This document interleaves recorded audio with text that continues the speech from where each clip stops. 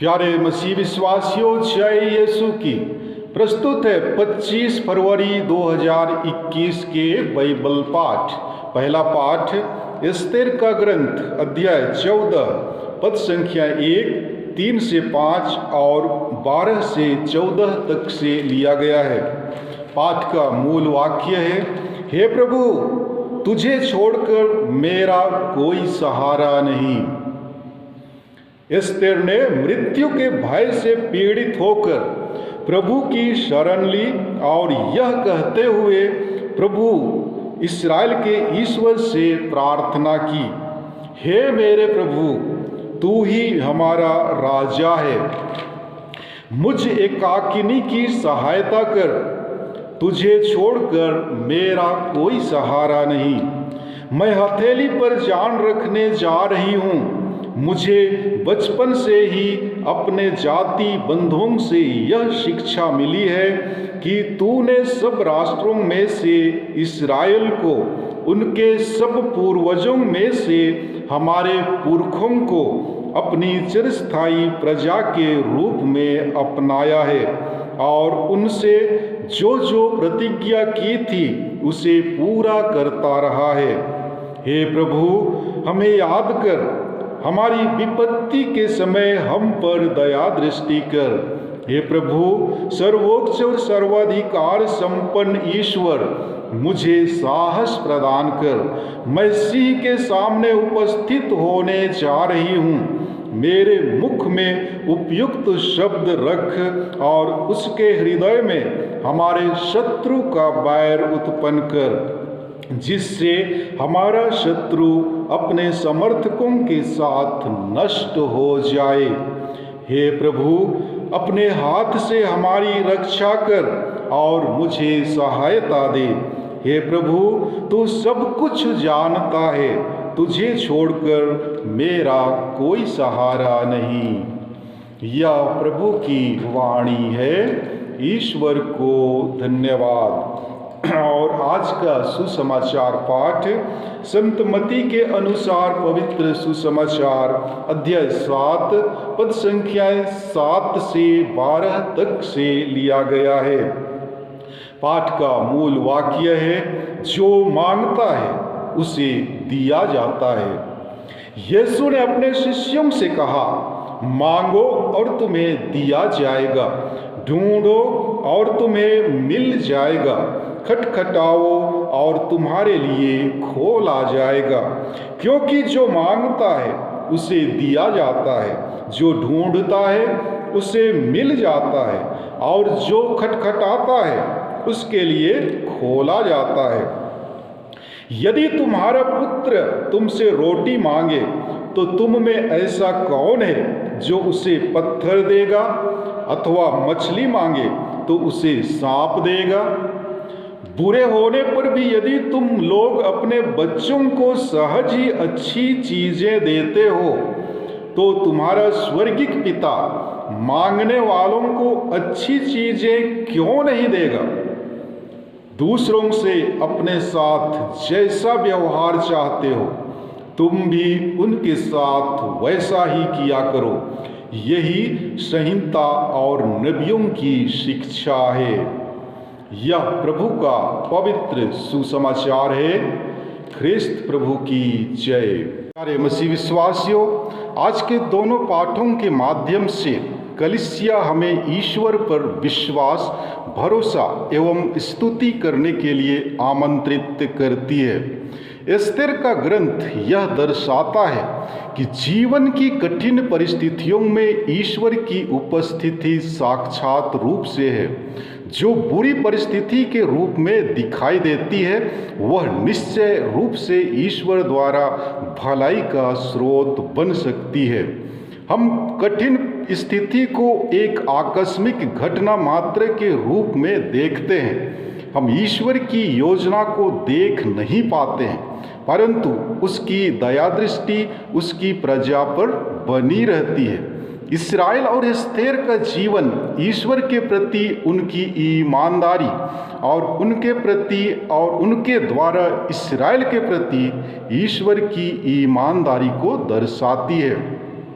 Esther का ग्रंथ रानी Esther के नाम रखा गया है। इस ग्रंथ में हामान द्वारा यहूदियों के विनाश के षड्यंत्र की कहानी है, जो राजा अर्थजर्कसीस का एक पराक्रमी, ईर्ष्यालु एवं शक्तिशाली वजीर था। यहूदी राजकीय सेवक मोरदकै के प्रति बैर के कारण एक दिन में फारस साम्राज्य के सारे यहूदियों का विनाश करने की योजना बनाई थी। मोरदकै धार्मिक प्रेरणा पाकर उसे सम्मान देने को तैयार नहीं था। इस हत्याकांड की तिथि चिट्ठी डालकर निर्धारित की गई थी। इसी बीच में अर्थजर्कसीस के द्वारा वास्ती के स्थान में एस्तेर महारानी चुनी गई। मोरदकै की सौतेली और गोद ली हुई बेटी थी। वह अपने लोगों के विरुद्ध निर्धारित कार्यक्रमों को टाल देने में सफल होती है और हामान और यहूदियों के शत्रुओं के विरुद्ध कदम उठाती है। प्यारे मसीह विश्वासियों, मांगो और तुम्हें दिया जाएगा, ढूंढो और तुम्हें मिल जाएगा, खटखटाओ और तुम्हारे लिए खोला जाएगा। क्योंकि जो मांगता है उसे दिया जाता है, जो ढूंढता है उसे मिल जाता है, जो खटखटाता है उसके लिए द्वार खोला जाता है। इस कथन से यीशु ख्रिस्त पिता ईश्वर की दयालुता को स्पष्ट करते हैं। ईश्वर हमारी हर एक आवश्यकताओं से भली भांति परिचित हैं। हम जो कुछ भी पिता ईश्वर से मांगे हमें अवश्य मिल जाएगा, किंतु हमें यह मन में रखना आवश्यक होना चाहिए कि हम किस तरह से अपना विनय ईश्वर के समीप रख रहे हैं। हमारी मांगे क्या है, कैसे है। जब हम ईश्वर से कुछ मांगते हैं तो हमें चाहिए कि हम विनम्रता तथा पूर्ण विश्वास के साथ मांगें। यदि हमारी प्रार्थना में विनम्रता है, स्वार्थ नहीं है, तो ईश्वर हमारी प्रार्थनाओं को कभी भी इनकार नहीं करते। जी हाँ मेरे प्यारे मसीह विश्वासियों, अपने जीवन में हमने कई बार अनुभव किया होगा कि ईश्वर हमारी प्रार्थनाओं को अनसुना कर देते हैं, और ये बिल्कुल सत्य ही है। ईश्वर हमारी असंख्य प्रार्थनाओं को अनसुना कर देते हैं। हमारी प्रार्थनाएं क्यों अनसुनी होती हैं, इसका जवाब हमें नबी ईसायास के ग्रंथ अध्याय 1 पद संख्या 15 में दिया गया है। वचन कहता है, जब तुम अपने हाथ फैलाते हो तो मैं तुम्हारी ओर से आंख फेर लेता हूँ। मैं तुम्हारी असंख्य प्रार्थनाओं को अनसुना कर देता हूँ। तुम्हारे हाथ रक्त से रंगे हुए हैं। यहाँ पर हम अंतिम वाक्य में देखते हैं कि प्रभु कहते हैं तुम्हारे हाथ रक्त से रंगे हुए हैं। प्रभु ईश्वर ऐसा क्यों कहते हैं? हमने ना तो किसी की हत्या की है और ना ही हत्या करने में किसी की मदद की है, फिर भी प्रभु ईश्वर कहते हैं कि तुम्हारे हाथ रक्त से रंगे हुए हैं। प्रभु के इस कथन का तात्पर्य यह है कि हम उनकी आज्ञाओं का पालन नहीं करते हैं। सवाल उठता है कि प्रभु की आज्ञा क्या है? इसका उत्तर हमें संत मत्ती के सुसमाचार अध्याय 22 पद संख्याएं 37 से 40 तक में दिया गया है। ईसा ने उससे कहा, अपने प्रभु ईश्वर को अपने सारे हृदय, अपनी सारी आत्मा और अपनी सारी बुद्धि से प्यार करो। यह सबसे बड़ी और पहली आज्ञा है। दूसरी आज्ञा इसी के सदृश है, अपने पड़ोसियों को अपने समान प्यार करो। इन्हीं दो आज्ञाओं पर समस्त संहिता और नबियों की शिक्षा अवलंबित है। हम जानते हैं कि ईश्वर ने मनुष्य को अपने स्वरूप बनाया है। अपने स्वरूप अर्थात सभी मनुष्य ईश्वर का मंदिर है। वो सभी से प्रेम करते हैं और हम मनुष्यों से चाहते हैं कि हम भी सबों को अपने समान प्यार करें, जिसे हम करने में असमर्थ हैं। हमारे हृदय में दूसरों के प्रति ईर्ष्या, द्वेष, घृणा एवं गुस्से की भावना भरी हुई है। इस प्रकार हम अपने मन, वचन तथा कर्म के द्वारा दूसरों को ठेस पहुंचाते हैं, जो हत्या के बराबर है। जी हाँ, यदि हम किसी भूखे का भूख नहीं मिटाते या प्यासे का प्यास नहीं बुझाते हैं तो शायद सामने वाला भूख प्यास से भी मर सकता है। यही कारण है कि ईश्वर हमसे कहते हैं कि तुम्हारा हाथ रक्त से रंगे हुए हैं। अतः हमें क्या करना चाहिए? इसके लिए इसायास नबी अध्याय 1 पद संख्या 16 से 17 तक के वाक्य में बताते हुए कहते हैं कि स्नान करो, शुद्ध हो जाओ, अपने कुकर्म मेरी आँखों के सामने से दूर करो, पाप करना छोड़ दो, भलाई करना सीखो, न्याय के अनुसार आचरण करो, पद दलितों को सहायता दो, अनाथों को न्याय दिलाओ और विधवाओं की रक्षा करो। अर्थात यदि हम अपने स्वार्थ को त्यागेंगे तो निश्चय ही हम हर प्रकार के कुकर्म एवं पाप से छुटकारा पाते हैं, तो स्वतः ही भलाई का कार्य आरंभ होगा।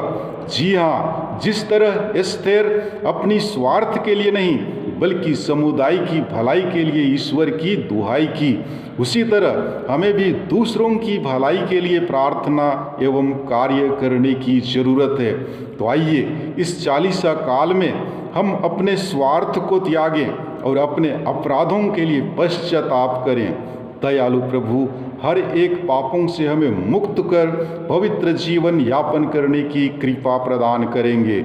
जी हाँ, यदि हम सच्चे मन से अपने पापों के लिए प्रायश्चित करते हैं तो हमारा पाप कितना भी बड़ा क्यों ना हो क्षमा प्रदान करते हैं, क्योंकि इसायास नबी के ग्रंथ अध्याय 1 पद संख्या 18 में प्रभु कहता है, आओ हम सब एक साथ विचार करें, तुम्हारे पाप सिंदूर की तरह लाल क्यों ना हो वे हिम की तरह उज्जवल हो जाएंगे, वे किरमिच की तरह मटमैले क्यों ना हो वे ऊन की तरह श्वेत हो जाएंगे।